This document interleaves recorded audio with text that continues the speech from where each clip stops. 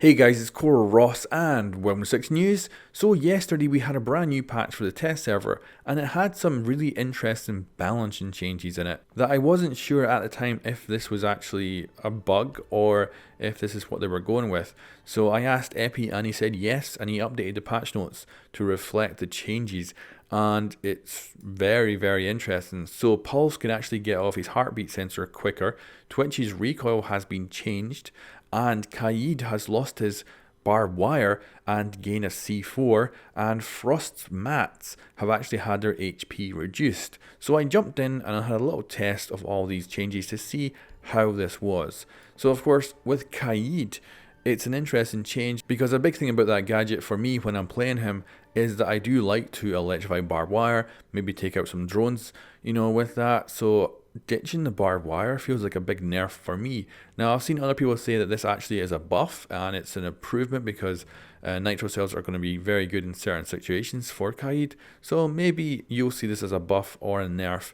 Either way, it's a very surprising change. I did not see this coming. Now another surprise change is that of the frost traps getting reduced in hit points.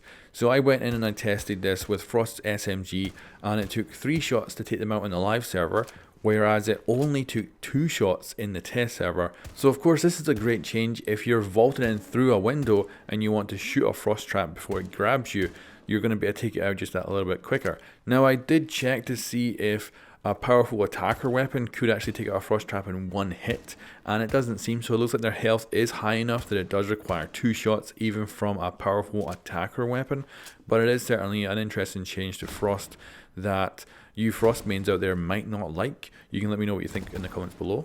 Another balancing change is Twitch's recoil on the FAMAS. Now of course there's a lot of rumours right now going around that she's going to lose her ACOG. Now I don't think this is actually going to happen, but it's interesting to see this change with the recoil because my initial test with this, now I don't actually test recoil much at all, it's not one of my interests. But looking at both of these recoil patterns, we can see that the live version has a big jump after the initial shot, and then the recoil pattern's actually very predictable after that.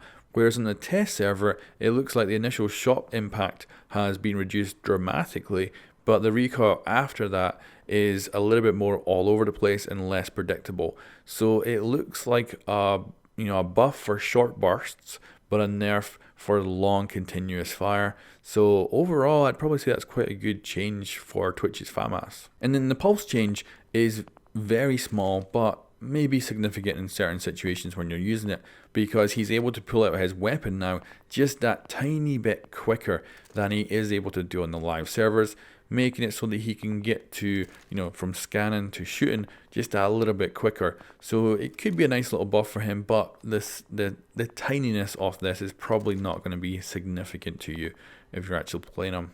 Anyway guys, that's just an update on the test server and some balancing changes that I found really interesting about this new patch. Let me know what you think in the comments below. Anyway guys, thanks for watching and I'll catch you next time.